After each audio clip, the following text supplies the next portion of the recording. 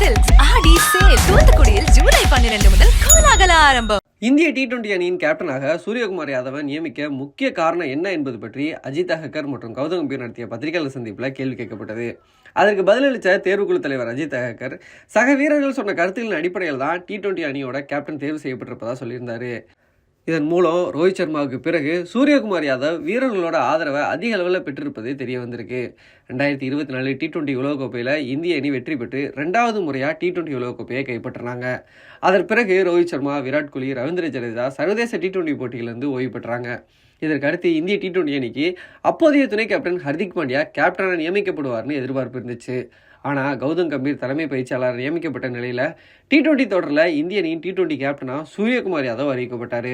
ஹர்திக் பாண்டியாவுக்கு துணை கேப்டன் பதவி கூட அளிக்கப்படலை. சுப்மன் கில் துணை கேப்டனாக அறிவிக்கப்பட்டிருக்காரு.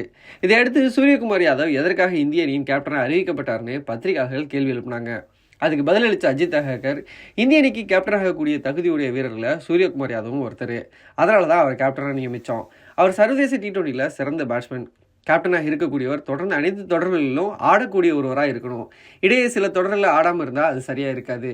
ஹர்திக் பாண்டியா அந்த வகையில் எல்லா தொடர்களிலும் பங்கேற்பதில் சிக்கல் இருக்குது. அவருக்கு உடல் தகுதி பிரச்சனைகள் இருப்பது நம்ம எல்லாருக்கும் தெரியும் அப்படின்னு சொல்லியிருந்தார்.